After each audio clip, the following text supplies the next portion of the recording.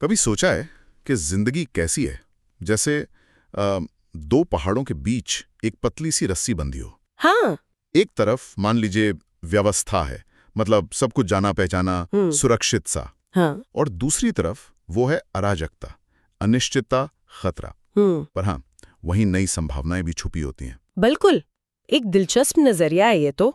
हाँ, और Jordan Peterson अपनी किताब 12 रूल्स फॉर लाइफ उसमें इसी संतुलन की बात करते हैं। हाँ, वो किताब काफी चर्चित रही है। बिल्कुल। तो आज हम उसी किताब से कुछ खास नियमों पर बात करेंगे। हमने ऐसे 4 नियम चुने हैं जो सीधे तौर पर मतलब व्यक्तिगत जिम्मेदारी और जीवन की मुश्किलों से कैसे निपटा जाए इस पर फोकस करते हैं। अच्छा। ये सिर्फ नियम नहीं है, बल्कि जैसे जिंदगी की उथल पुथल में रास्ता दिखाने वाले इशारे समझ लीजिए। हाँ, गाइड पोस्ट्स की तरह। हाँ बिल्कुल। तो आइए देखते हैं कि इनमें क्या छिपा है। चलिए, तो पहला नियम है कंधों को पीछे करके सीधे खड़े हों। सुनने में सीधा लगता है, पर वो इसके लिए लॉबस्टर का उदाहरण देते हैं। हाँ, वो लॉबस्टर वाला उदाहरण काफी अनोखा है, पर समझने में मदद करता है। कैसे? देखिए, लॉबस्टर्स में जब अपने इलाके या दबदबे के लिए लड़ाई होती है तो जो जीतता है वो एकदम तन कर खड़ा होता है। अच्छा। जैसे उसका आत्मविश्वास बढ़ गया हो, और जो हार जाता है वो सुकुड़ सा जाता है। पीटरसन कहते हैं कि इंसान भी मतलब बहुत अलग नहीं है। हमारी शारीरिक मुद्रा, हमारा पोस्चर, ये सिर्फ दूसरों को ही संकेत नहीं देता, बल्कि खुद को भी। हाँ बिल्कुल, ये हमारे दिमाग को भी सिग्नल भेजता है। सीधे खड़े होने से सेरोटोनिन जैसे न्यूरोकेमिकल्स पर भी असर पड़ सकता है, जिससे हम ज्यादा सक्षम और शांत महसूस करते हैं। लेकिन क्या ये सिर्फ एक तरह का दिखावा नहीं है? मतलब सिर्फ पोस्चर बदलने से क्या सच में अंदर से कुछ बदलता है?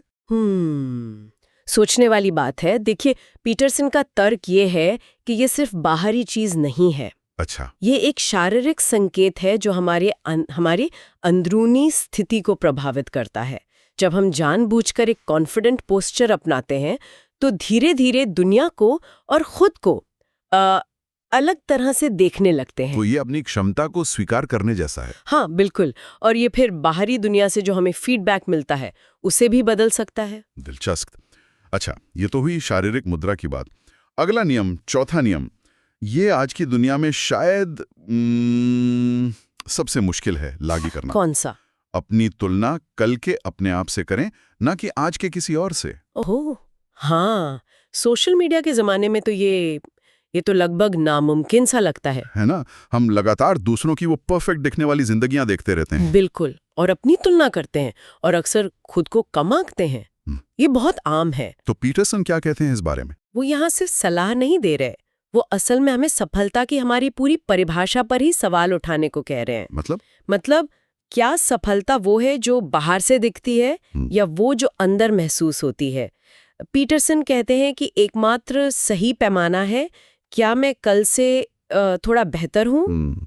क्या मैंने कुछ नया सीखा या अपनी किसी कमी पर काम किया? यही असली विकास है। ये सुनने में तो बिल्कुल सही लगता है, पर असल में करना बहुत मुश्किल है। अपनी नजर लगातार अंदर की तरफ रखना यकीनन मुश्किल है। इसके लिए बहुत सचेत प्रयास की जरूरत होती है। ये एक तरह का फैसला है कि अपनी ऊर्जा बाहरी दौड़ में खर्च करनी है या अपने अंदरूनी सुधार में लगानी है। और इसी व्यक्तिगत सुधार से जुड़ा है छठा नियम, दुनिया की आलोचना करने से पहले अपने घर को पूरी तरह से व्यवस्थित रखें। हाँ, ये वाला नियम थोड़ा उकसाने वाला लगता है ना? हाँ, लगता तो है। हाँ, क्योंकि ये सीधे तौर पर हमें आईना दिखाता है।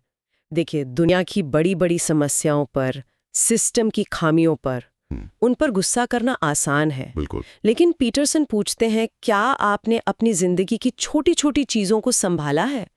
क्या आपका कमरा, आपकी आदतें, आपके रिश्ते, क्या वो व्यवस्थित है? मतलब पहले अपनी जिंदगी ठीक करो।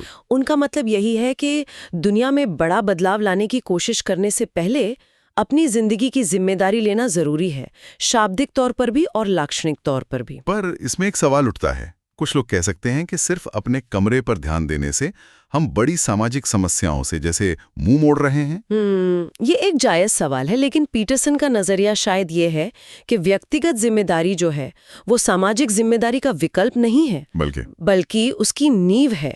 जब आप अपने जीवन को व्यवस्थित करते हैं तो आप दुनिया में सकारात्मक योगदान देने के लिए ज्यादा सक्षम और स्थिर बनते हैं। अच्छा, तो ये पहले नियम से भी जुड़ता है, सीधे खड़े होने से। हाँ, एक तरह से अपने जीवन पर नियंत्रण पाना, ये भी तो सीधे खड़े होने जैसा ही है। समझ गया। और आखिर में 12वां नियम, ये थोड़ा अलग सा है। सड़क पर बिल्ली मिले तो उसे सहलाएं। हाँ, ये नियम सुनने में सरल लगता है, लेकिन ये बहुत गहरा है। कैसे? ये नियम इस सच्चाई को स्वीकार करने की बात करता है कि जीवन में दुख और मुश्किलें वो तो आएंगी ही, अनिवार्य है। उनसे बचा नहीं जा सकता। बिल्कुल। पर उस दुख और दर्द के बीच भी खुशी के छोटे छोटे अनमोल पल बिखरे होते हैं।